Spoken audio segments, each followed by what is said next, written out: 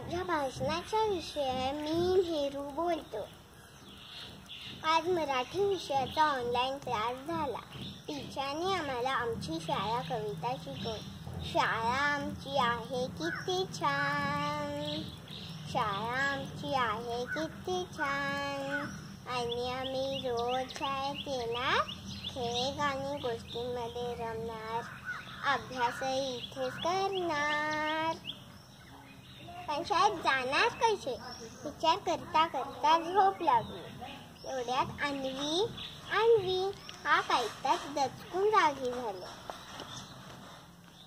मग अन्वी घाबरू नकोस, मी तुमचा आवडता चाचा नेहरू बोलतोय।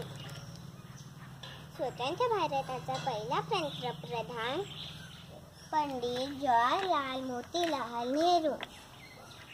अगं 14 नोव्हेंबर हा माझा जन्मदिवस दरवर्षी बालदिन म्हणून साजरा करताना, पण ह्या वर्षी मी त्या अगोदरच तुला भेटायला आलोय, कारण मला तुमची खूप काळजी वाटते।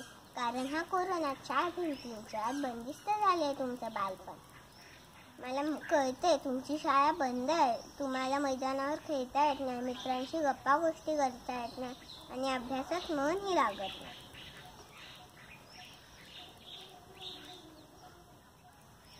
काळजी नका करू, लवकरच कोरोना रूपी अंधकार संपेल। रात्रीच्या गरबात उद्याचे असे उषकाळ, फक्त स्वतःची काळजी घ्या, घरी राहा, सुरक्षित राहा।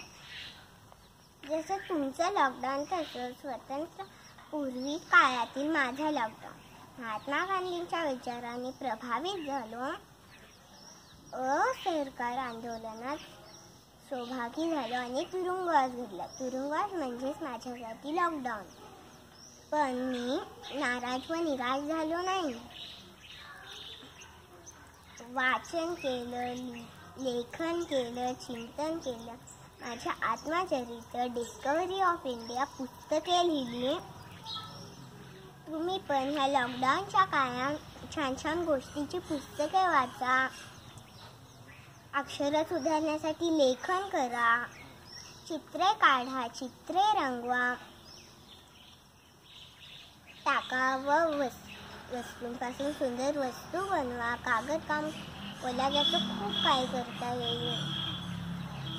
घरातील आजी आजोबांसोबत गप्पा मारा, आई वडिलांसोबत छोट्या छोट्या कामात मदत करा, आपल्या भावंडांसोबत खेळा, रांगोळी काढा, आकाशाचे निरीक्षण करा। पण टीव्ही सारखं बघत बसू नका, व्हिडिओ गेम सारखे खेळत बसू नका। हसा, खेळा, मजा करा, आणि लवकर उठा, व्यायाम करा, चांगले श्लोक कविता पाठ करा, आणि टीचरनी सांगितलेला अभ्यास पण करा, कारण त्यातूनच तुमचं व्यक्तिमत्व घडेल। आज माझ्याकडून माझ्या सर्व बालमित्रांना एक गुलाबाचं फूल, पण सुरक्षित अंतर ठेवूनच घ्या बरं का। मला स्वतंत्र आधुनिक भारताचे शिल्पकार म्हटले जाते। या लाडक्या मुलांनो, तुम्ही मला आधार, तुम्ही